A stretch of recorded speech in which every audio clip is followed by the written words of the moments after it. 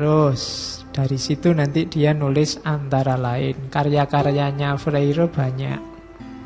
Kalau yang terjemahan kebanyakan awalnya ada pedagoginya, ada pedagogy of home, ada pedagogi macam-macam. Yang kita ambil hari ini pedagogy of the oppressed yang diterbitkan tahun 70.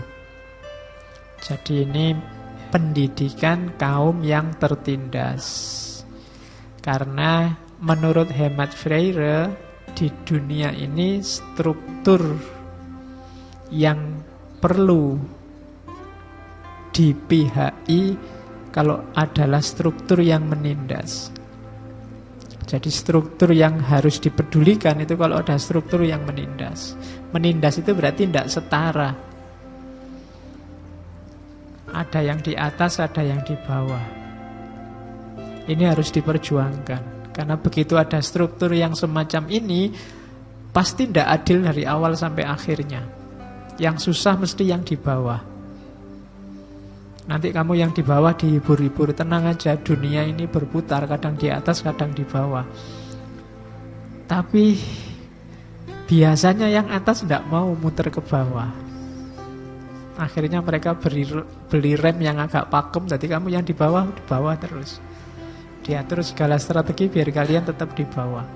Maka yang bawah harus berjuang naik, jangan nunggu muter ke atas.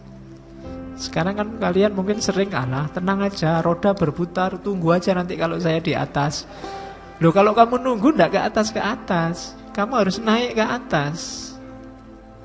Dalam Pedagogy of the Oppressed, katanya Freire, perjuangkan kesetaraan dalam pendidikan. Kalau tidak kalian akan terpinggirkan terus. Nanti yang pinter, yang kaya, sekolahnya canggih, bayarnya mahal, dia tambah pinter. Sementara kalian sudah tidak kaya, kemudian tidak terlalu pinter karena situasi, sekolahnya juga sekolah sisa-sisa. Yang pilihan pertama nggak diterima, kedua nggak diterima, tiga nggak diterima, nggak keterima kabeh, dapatnya yang di luar ekspektasimu, yang pinggir-pinggiran. Hasilnya juga pasti minimal. Yang sini fasilitasnya serba wah, serba wow, luar biasa. Sementara dirimu yang tertindas ada di pinggir-pinggir, tidak dapat apa-apa. Semua fasilitas ngumpul di yang atas, yang bawah nggak dapat apa-apa. Struktur semacam ini tidak boleh didiamkan saja, harus diperjuangkan. Maka harus punya dedikasi untuk yang tertindas. Katanya Freire, kalau diam saja berarti kamu membela penindas. Kamu tidak boleh netral. Pak, ini kan konflik duniawi Pak, saya tidak ikut-ikut loh Pak, saya netral. Kalau kamu tidak ikut-ikut, kamu berarti pro penindas. Harus ikut berjuang. Nah itu, ini nanti di teologi pembebasannya Freire. Jadi yang kedua itu, jadi perjuangan untuk kesetaraan dalam pendidikan.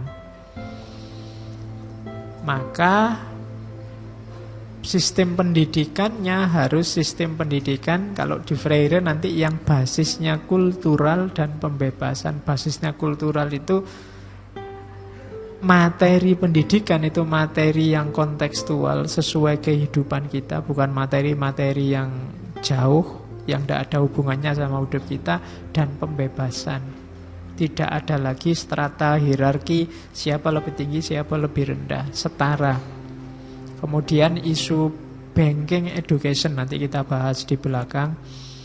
Pendidikan yang kayak bank. Dan yang ketiga, proyek penyadaran, conscientization, nanti kita bahas di belakang. Jadi malam ini kita fokus kedua, banking education dan pembentukan kesadaran, dari buku Pedagogi Orang-orang yang Tertindas.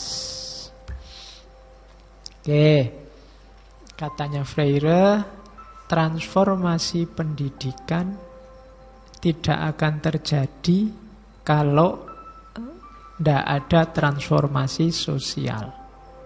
Tapi transformasi sosial ini membutuhkan pendidikan.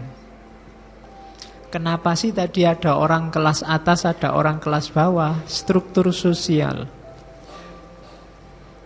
Berarti tidak boleh dibiarkan, harus diubah.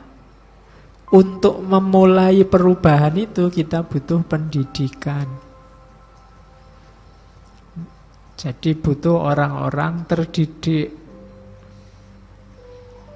Berarti dua hal ini saling berkaitan. Kalau masyarakat ingin maju, pendidikan harus maju. Kalau pendidikan ingin maju, masyarakatnya harus maju. Berarti satu-satunya jalan harus maju bareng. Tidak boleh saling nunggu.